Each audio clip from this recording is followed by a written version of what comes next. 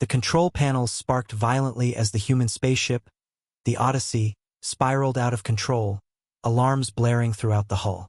Captain Leo Barnes gripped the controls, his face set with concentration as he attempted to stabilize their descent onto the uncharted planet below. "Brace for impact," Leo shouted over the chaos, his voice barely cutting through the cacophony of warning signals and the groan of stressed metal. The crew scrambled to secure themselves. Among them, Sergeant Max Jensen, the ship's engineer, clung to a nearby railing, his eyes wide as he braced for the inevitable crash. Beside him, Lieutenant Sarah Connors, the missions biologist, checked her safety harness, her breath short and controlled. With a bone-jarring crash, the Odyssey finally hit the ground. The lights flickered and went out, leaving only the emergency lights flickering in the smoky cabin. Silence followed, a stark contrast to the bedlam moments before. "Is everyone all right?" Leo's voice was the first to break the silence as he unstrapped himself from the pilot's seat. Max groaned, rubbing his shoulder. "Yeah, Captain. Looks like we all made it in one piece." Sarah clicked off her harness and started checking on the other crew members. "Minor injuries, but it seems like we're mostly okay," she reported. Leo nodded, moving to join her in the assessment. "Let's get a status report. Max, see what you can salvage from the control panel. We need to know if the Odyssey can fly again." "On it, Captain," Max replied, already pulling out tools from a compartment. As Leo and Sarah assisted the wounded, the ship's communications officer, Ensign Ricky Martinez, tried to get a distress signal out. "It's no use, Captain. Communications are down, and I can't get through to any channels," he said, frustration lining his voice. Leo's jaw tightened. "Keep trying, Ricky."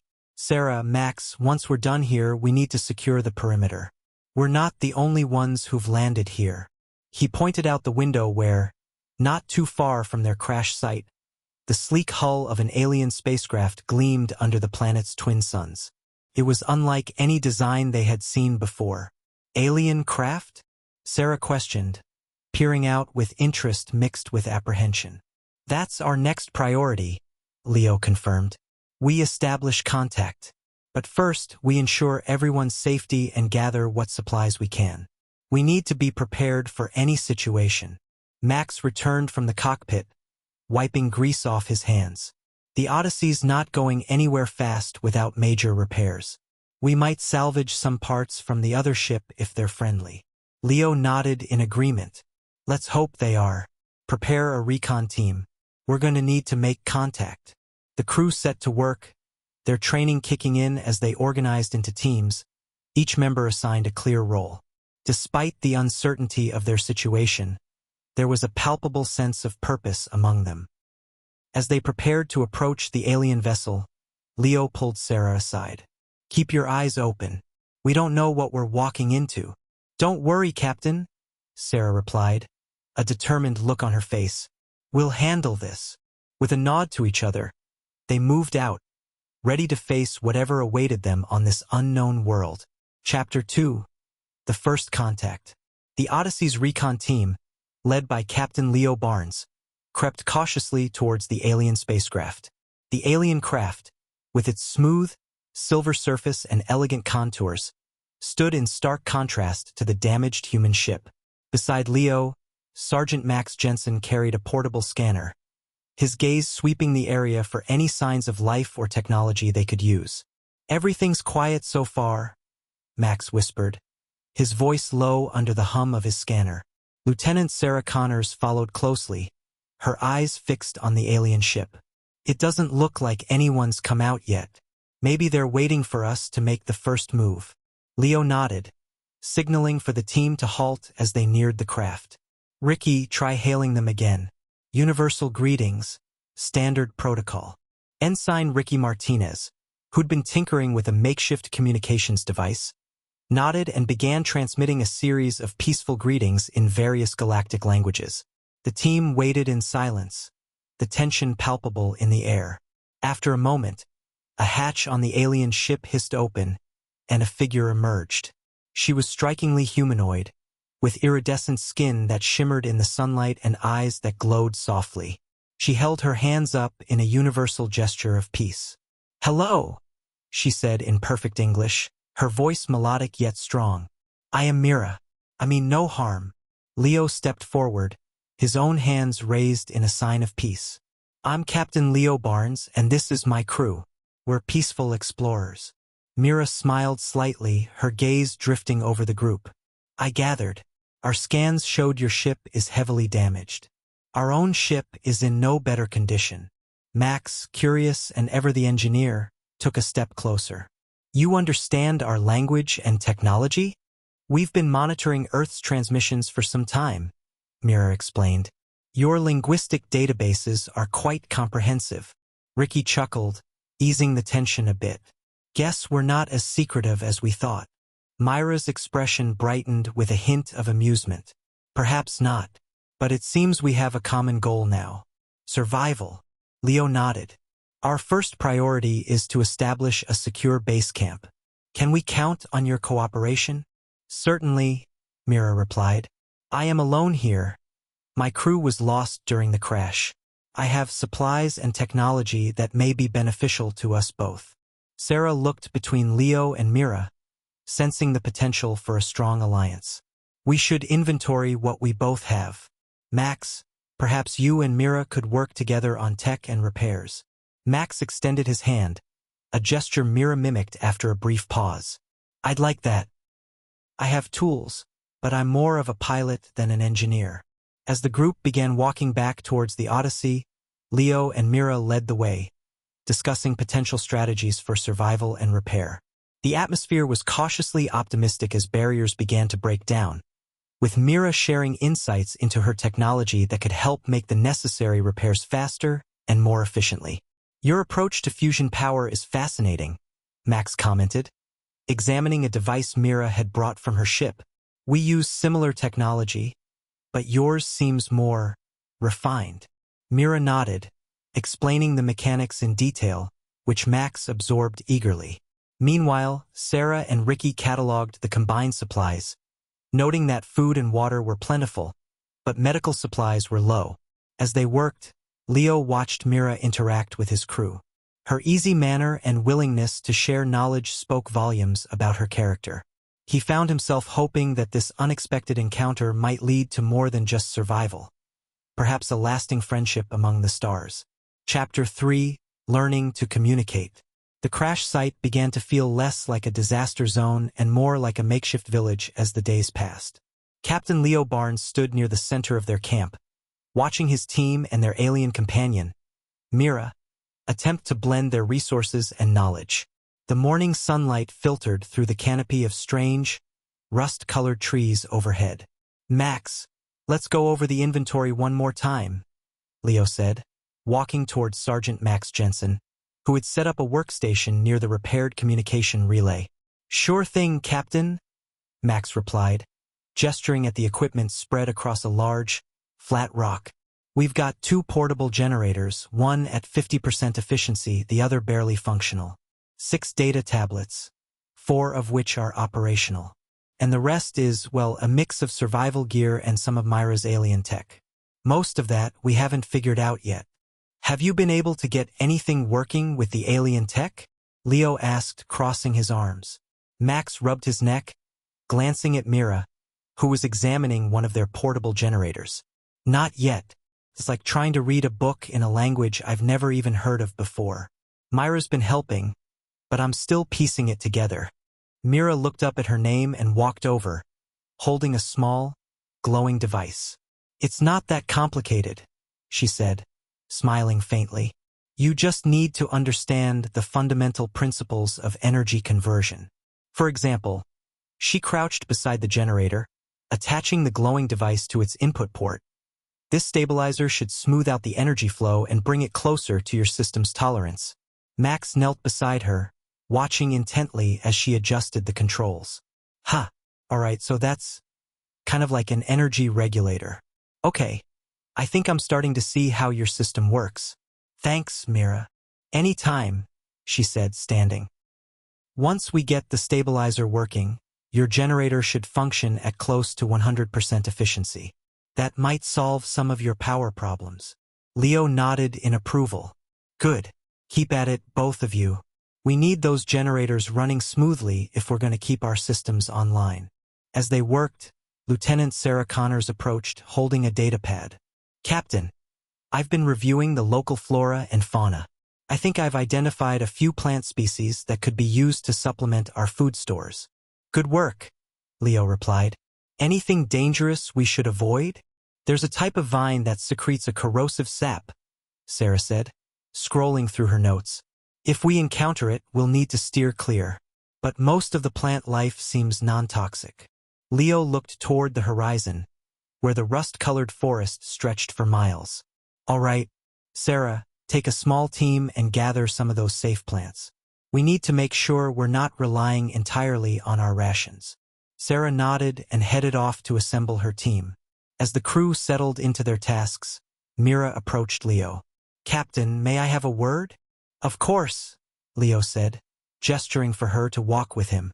They strolled toward the edge of the camp, where the alien ship's sleek hull gleamed in the distance. I wanted to thank you, Mira began, her tone thoughtful. Your people have been kind to me, despite the circumstances. Not all humans would have reacted this way. Leo glanced at her, his expression serious. We're all stranded out here together. The way I see it, the best chance any of us have is to work as a team. Besides, you've done more than your share to help us. If anything, we owe you. Mira tilted her head, her glowing eyes narrowing slightly in thought. Still, it's not something I take for granted. I've studied humans from afar, but I never expected to meet any, much less work alongside them. Leo chuckled softly. And I never thought I'd end up crash-landed on a planet, trying to fix my ship with alien tech. Funny how things turn out. They stopped walking and stood for a moment, gazing out at the unfamiliar landscape. The air was warm, carrying a faint, spicy scent from the forest. Mira broke the silence. I'd like to help more directly. Perhaps I could teach your crew some of my language, my systems. It would make things easier for everyone. That's not a bad idea, Leo said, nodding. If we can learn to understand your systems, we might have a better shot at getting both of our ships running again. I'll start tonight, Mira offered. Gather the crew after dinner, and I'll teach them the basics. Sounds like a plan. Thank you, Mira, Leo said, extending his hand. She hesitated for a moment, then reached out and clasped it. Her grip was firm, her fingers cool against his skin. For a brief moment, their eyes met, and Leo thought he saw something deeper, an unspoken acknowledgement of their shared predicament. As the day progressed, the crew gathered around the campfire. Mira stood before them, holding a sleek, black device with glowing symbols. She began explaining the fundamentals of her language, pointing out how certain symbols corresponded to sounds and how her people's technology relied on these symbols to function. The humans listened intently, asking questions and trying to replicate the sounds. Like this, Max asked, attempting a clicking noise that ended in a soft hum. Mira smiled. Close, but not quite. Try again, and focus on the end sound. Max tried again, and this time Mira nodded approvingly. Much better.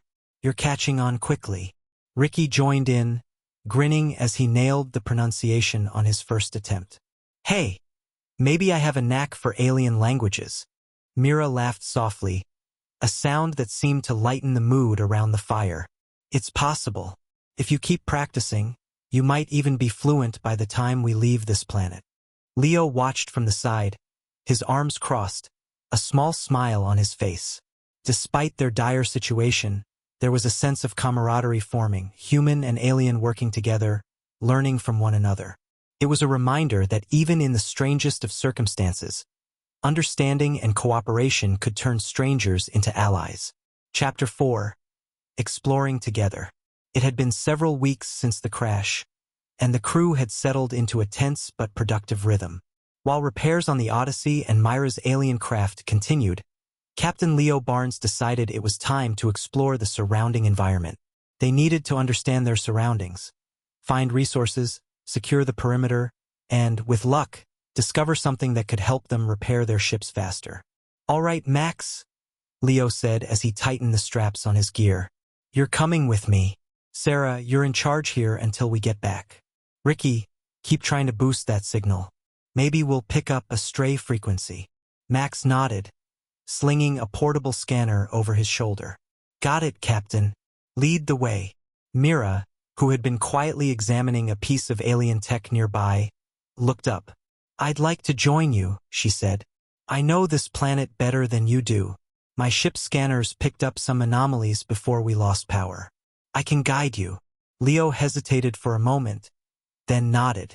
All right, the more eyes, the better. Let's move out. The three of them headed into the forest that bordered their crash site, stepping carefully through the dense underbrush. The planet's vegetation was unlike anything they had encountered before. The trees were tall and spiraling, their bark a deep iridescent blue that shimmered when touched by sunlight. Thick vines crisscrossed the forest floor, some glowing faintly as if pulsing with energy. What do you make of these? Max asked, gesturing to the glowing vines as he scanned them with his handheld device. Mira crouched beside one of the vines, tracing it with her fingers. I've seen these before on similar planets. They draw energy from the soil and sunlight, storing it in their fibers. Some of my people have used them as a crude power source. Max raised an eyebrow, glancing at Leo. Could we use them? It's possible, Mira said thoughtfully. If we can harvest them and adapt them to your ship systems, they might provide temporary power. But the process isn't simple. Leo stepped forward, examining the vines for himself. We'll take samples. Max, tag the location so we can come back later with the proper tools. On it, Max said, marking the coordinates on his scanner. You know, Captain, if we could get some of these vines working, we might not have to rely so heavily on our failing generators. Leo nodded, already considering how the glowing vines might buy them more time to repair the Odyssey. It's worth a shot. Let's keep moving and see what else we find. As they ventured deeper into the forest, the atmosphere grew heavier. The air seemed warmer, and the faint hum of insects filled the silence between their steps. The trees grew closer together, their twisting branches creating a canopy that let only slivers of light through. Mira stopped abruptly, holding up a hand. Wait, she said softly, her glowing eyes scanning the shadows. What is it? Leo asked, his voice low. I'm not sure. I thought I saw something move, Mira replied. Her hand hovered near a small, wrist-mounted device that looked like a mix of a scanner and a weapon. Max squinted into the dimness. Could be one of those creatures we spotted on the ship's initial scan. You think it's dangerous? Mira frowned, her voice calm but cautious. Uncertain, but we should be careful. Many planets like this have native predators. Leo motioned for them to move quietly. Stay close. If anything gets too close, we head back immediately. The group pressed forward, each step more deliberate than the last. The silence grew oppressive, broken only by the occasional crack of a branch underfoot. Then, suddenly, a low growl echoed through the forest. Max froze. Captain? I hear it, Leo whispered. He turned to Mira. Any ideas? Mira scanned the area with her device. Something large is nearby, but it's keeping its distance. If we don't provoke it, we might be able to pass without incident. Let's not give it a reason to come closer, Leo said. He motioned for Max and Mira to follow as he led them in a slow arc around the direction of the growl.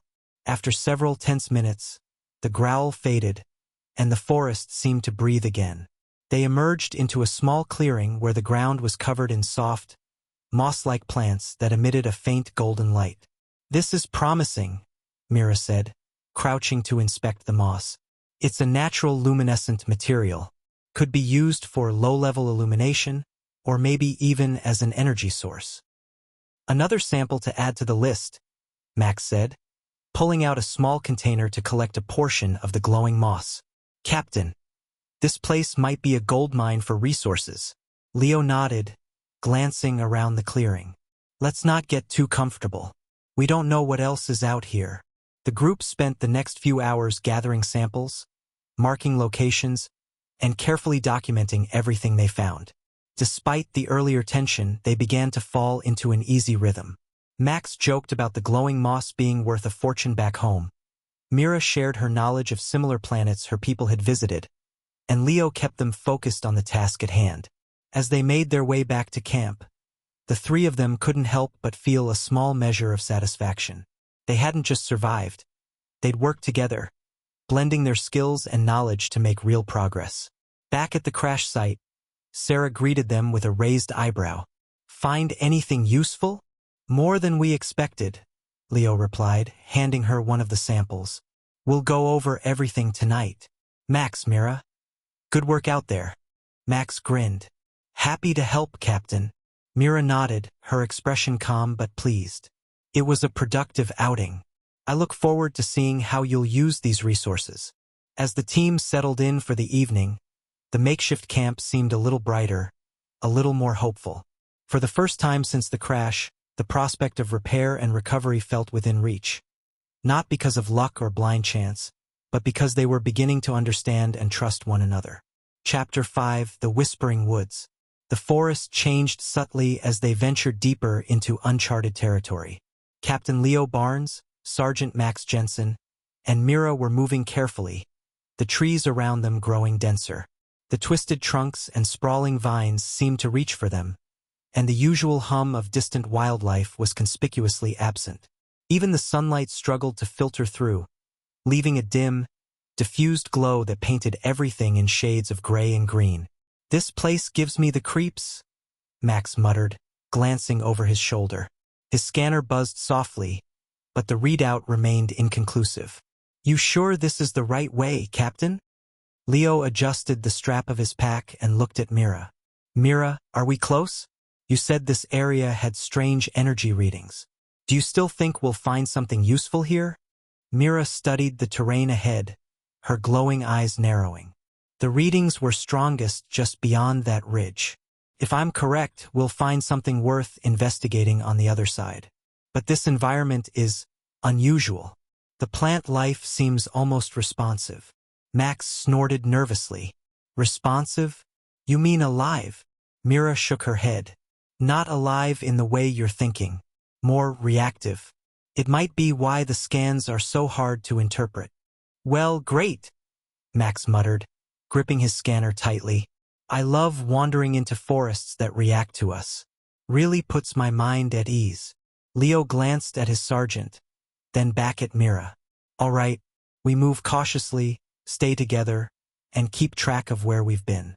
No surprises." "Noted," Mira said, giving him a slight nod. As they ascended the ridge, the forest seemed to grow quieter still. The air grew thick, and a faint, almost imperceptible whispering noise began to thread its way through the silence. It wasn't loud, nor was it in any known language.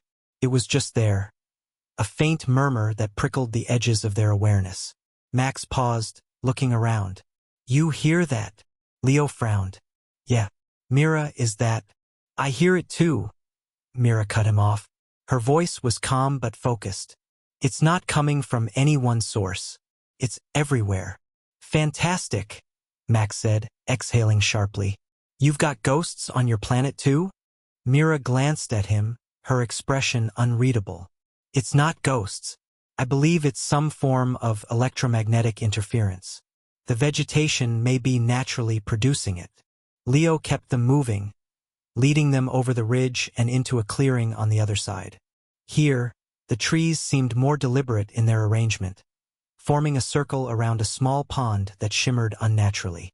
The water's surface shifted as if stirred by an unseen hand, and the whispers grew more distinct. "This must be it," Mira said, stepping forward cautiously. "The energy readings were strongest here." Max stayed close to Leo, muttering under his breath. "Strongest here. Great. Just what I wanted. A haunted pond." Leo raised a hand to silence him. "Mira, what do you make of this?" She crouched near the edge of the pond, her fingers hovering just above the water's surface. "This isn't ordinary liquid. It's some kind of energy medium, probably a natural reservoir. If we can figure out how to safely harness it, we might be able to use it as a power source." Max crouched next to her, his scanner pointed at the water. "And how exactly do we do that without, I don't know, dying?" Mira smiled faintly. Carefully. I'll need time to analyze it, but I think it's possible. Leo nodded. All right, we secure the area and start testing. Max, set up the stabilizer we brought. Mira, begin your analysis. I'll keep watch. As Max and Mira worked, the whispers seemed to shift, almost as if responding to their presence. Leo circled the clearing, his hand never far from his sidearm. He couldn't shake the feeling that something, or someone, was observing them. Max grumbled as he adjusted the stabilizer. Of all the places to set up shop, we had to pick the one that sounds like it's full of ghosts. Mira glanced up briefly. If it's any consolation, those whispers are likely just low-frequency electromagnetic waves interacting with the environment. They don't pose a direct threat. Right? Max replied. Not a direct threat, just indirect ones. Like giving me a heart attack. Leo smirked slightly. Focus, Max. You've handled worse conditions. Max sighed. Yeah, I know. Just don't let the whispering pond eat me or something. Hours passed as Mira carefully collected samples and adjusted her equipment. Max eventually settled into the task, muttering to himself less and concentrating on the readings. Meanwhile, Leo kept a wary eye on the forest. The whispers never ceased, but they also never escalated. It was a constant, unnerving background noise that became easier to ignore with time. As the light began to fade, Mira finally stood and addressed them. I've gathered enough data to begin experiments back at camp. If this works, we'll have a significant energy source. Great, Max said, packing up the stabilizer. Now let's get out of here before the talking trees start asking us riddles. Leo smirked. Agreed. Mira, lead the way back. The return journey was just as tense as their approach. The whispers faded as they climbed back over the ridge, but the memory of that eerie clearing lingered. When they finally emerged from the forest and into the relative safety of their crash site, Max let out a breath he hadn't realized he was holding. That was an experience, he said, setting his equipment down and stretching his arms. Can we maybe explore somewhere a little less creepy next time? Mira glanced at him, her expression softening. Once we harness the energy we found, you'll be glad we went there. Leo clapped Max on the shoulder. Good work out there. Both of you, take a break. We'll start on the experiments tomorrow. As the crew regrouped and began analyzing their findings, the day's unsettling whispers faded into the background. They had found something that might make a real difference, even if the journey there had been far stranger than they ever anticipated. Chapter 6. A sudden betrayal. The atmosphere in the camp had grown tense. It wasn't something overt. There was no shouting, no obvious arguments, but Captain Leo Barnes could feel it. A rift was forming among his crew. The once cohesive group of survivors was beginning to split, their trust in each other unraveling like a frayed rope. It started subtly. Small comments muttered under breath, sidelong glances at Mira when she wasn't looking. Max Jensen had noticed it too, though he wasn't quite sure how to address it. He and Mira had spent the last week working tirelessly on integrating her alien tech with the Odyssey's systems. But the more progress they made, the more some of the crew grew suspicious. One evening, as the team gathered around the central fire pit, Leo decided to confront the growing unease head-on. The sky above was a dull, reddish hue, the setting sun casting long shadows across the camp. Everyone was seated: Max, Sarah, Ricky, and the rest of the remaining crew. Mira sat apart from them, examining a handheld device, her iridescent skin catching the firelight. All right, Leo began, his voice firm. We need to talk. Something's been bothering this group, and we're not going to fix anything by ignoring it. The crew shifted uncomfortably. No one spoke at first, but Leo's piercing gaze eventually landed on Corporal Stevens, a stocky man with a perpetually furrowed brow. Stevens cleared his throat. Captain, with all due respect, I think we need to be careful about trusting an alien who just happened to show up when we did. She says she's helping us, but how do we know she's not leading us into a trap? Myra's eyes lifted from her device, her expression calm but clearly hurt. I have done nothing but help you since I arrived. If I wanted to harm you, I had the opportunity long ago.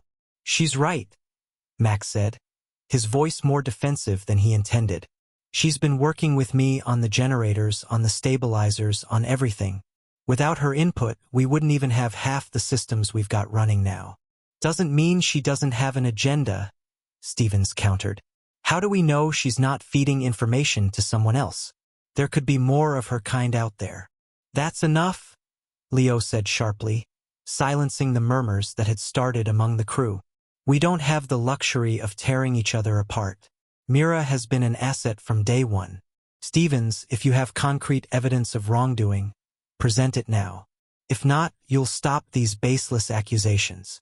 Stevens grumbled but fell silent. The tension remained thick in the air. Mira rose to her feet, her tone measured and deliberate. I understand that trust is not given lightly, especially in dire circumstances. But I assure you, my only goal here is to survive, and to help you survive. If you cannot accept that, then perhaps I should leave. You're not going anywhere, Max said quickly. We're a team, Mira. Don't let one person's paranoia push you away. Agreed, Leo added. We've come too far to start second-guessing each other now. We've got bigger problems, like making sure the ship can fly again. The group dispersed slowly after that, each person retreating to their duties or their makeshift sleeping quarters. Stevens shot Mira one last suspicious look before stomping off into the shadows. Later that night, Max found Mira sitting alone by the dim glow of her scanning device. She looked up as he approached. You all right? He asked, sitting down beside her. I'm used to being mistrusted, Mira said softly. But it still stings. Max ran a hand through his hair. Look, Stevens has always been a bit stubborn. He's not a bad guy, just overly cautious. He'll come around. Will he? Mira asked. Or will he keep sowing doubt until the rest of your crew starts to see me as a threat? That won't happen, Max said firmly, because I'll vouch for you, and so will Leo. We know what you've done for us. The others will see it too eventually. Mira gave him a faint smile. You're a good man, Max. I appreciate your faith in me. Max chuckled, looking at the ground. Just doing what I think is right. We've got enough to worry about without turning on each other. The two sat in silence for a while, the faint hum of the alien scanner the only sound. When Max finally stood, he glanced back at Mira. Try to get some rest. Tomorrow's another long day. Mira nodded. You too, Max. As Max walked back to his tent, he couldn't shake the feeling that the division within the crew wasn't over. He hoped Leo's leadership would be enough to keep everyone on the same page, but he knew that trust was a fragile thing. Once broken, it was difficult to repair. For now, though, he could only do his best to stand by Mira and continue working toward their shared goal. Chapter 7: Reconciliation and Unity. Morning in the camp came with its usual routine of checking equipment, gathering supplies, and mapping out the day's tasks. Captain Leo Barnes emerged from his tent to find Max Jensen already hard at work. The sergeant was hunched over one of the makeshift workbenches, tinkering with a power stabilizer Mira had modified. Nearby, Mira was reviewing a series of data logs on her sleek, palm-sized device, her expression focused. Morning, Leo said as he walked up, his voice carrying a calm authority. Captain, Max said, glancing up briefly.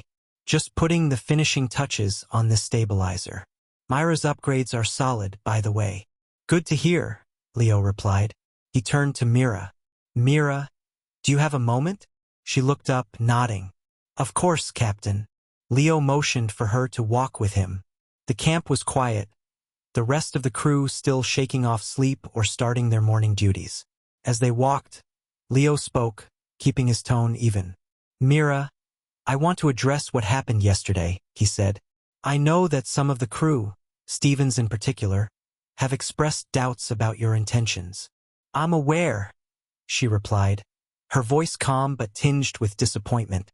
It's not the first time I've faced distrust. I had hoped that by now my actions would speak for themselves. Leo stopped and turned to face her. They have. But you have to understand, this crew has been through a lot. We're in an unfamiliar place, facing unknown threats. Some of them are on edge. It's not personal. Mira looked him in the eye, her expression unwavering. It feels personal when every effort I make is met with suspicion. Leo nodded, his expression softening. I know. That's why I wanted to talk to you directly. I trust you, Mira. And I need you to trust me. Together, we'll deal with any divisions in the crew. I won't let anyone undermine the work we're doing here. She studied him for a moment, then nodded.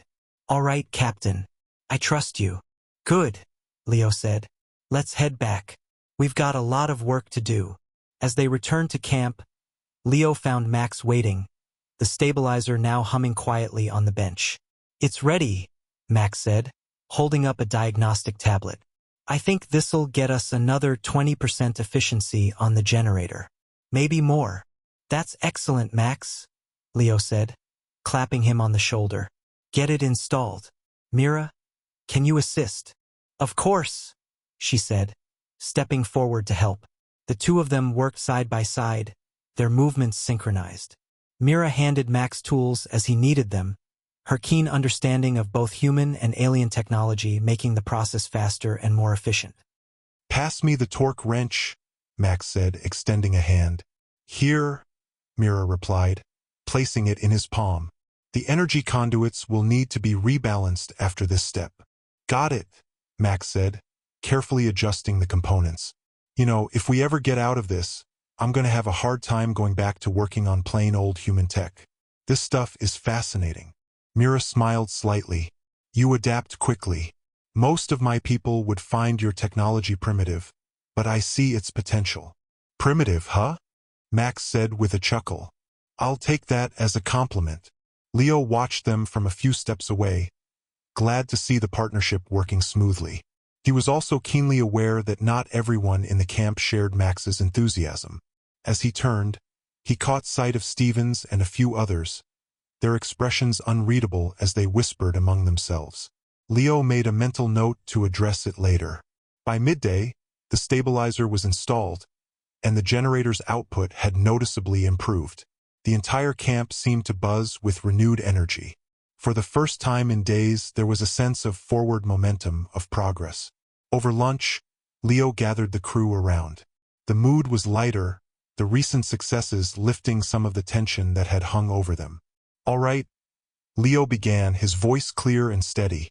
We've made real progress today. The generator is stable, the ship systems are coming back online, and we're close to getting long-range communications operational. That's because of everyone's hard work, and because Mira has shared her knowledge and technology with us. He glanced around the group, letting his words sink in. I know some of you have had doubts. That's natural. We're in a tough spot. But if we're going to make it out of here, we need to stick together. Trust each other. I'm not asking for blind faith. I'm asking you to look at the results. We're getting there one step at a time. Stevens shifted uncomfortably, but he didn't say anything. The rest of the crew nodded or murmured in agreement. After the meeting, Mira approached Leo. Thank you, she said quietly. I know that couldn't have been easy. Leo smiled faintly. It needed to be said. We'll get through this, Mira. Together. She nodded, her glowing eyes steady. Together. As the sun dipped low on the horizon, casting the camp in a warm, golden light, the crew returned to their tasks. There was still plenty of work to be done, but the cracks in their unity were starting to heal. And for the first time since the crash, they felt more like a team. Chapter 8. The Journey Forward. A steady hum filled the camp as the final systems came back online. The Odyssey's generators purred smoothly, and the remaining damage to the hull had been patched with both human and alien materials. Captain Leo Barnes stood near the edge of the site, staring at the newly repaired communication array. The faint blue glow of Myra's tech mingled with the Odyssey's rugged, functional components, creating a structure that was neither fully human nor fully alien, yet wholly effective. It's ready, Mira announced, stepping back from the console she'd been adjusting. We can send a long-range distress signal now. Max Jensen, standing beside her with a multi-tool in hand, nodded. Amazing work, Mira. I never thought we'd get this rig to talk to anything beyond the planet, let alone call for help. Mira glanced at him, her faint smile betraying her pride. I had a skilled partner. Max chuckled. Flattery will get you everywhere. Leo stepped forward, his expression serious. Let's do it. Send the signal. Myra's glowing fingers danced across the console's surface. A faint pulse shot skyward, disappearing into the twilight sky. They waited, the silence heavy with anticipation. Now we see if anyone's listening, Mira said softly. The crew, who had gathered around at a distance, began to talk quietly among themselves. The tension that had hung over them since the crash was slowly lifting. Some of them were still cautious around Mira, but the results of their collaboration were undeniable. The camp was functioning, the ship was on the verge of being spaceworthy, and now there was a chance, however slim, that someone out there might hear their call. Leo turned to Max and Mira. We've done all we can. Now we focus on getting the ship fully prepped. If we get a response, we'll be ready to leave. If we don't, we leave anyway. Sounds good to me, Max said, stretching. We're this close, Captain. Just a little more work. And a little more patience, Mira added. As the sun dipped below the horizon, painting the landscape in deep purples and blues, the crew dispersed to finish their individual tasks. Max and Mira headed back to the generator, making minor adjustments to ensure it would hold out long enough for launch. Leo made his rounds, checking on each member of the team, offering a few words of encouragement where they were needed. Later that evening, as the twin moons rose, Mira found Leo standing by the edge of the camp, staring up at the sky. She approached quietly, her steps light against the sandy ground.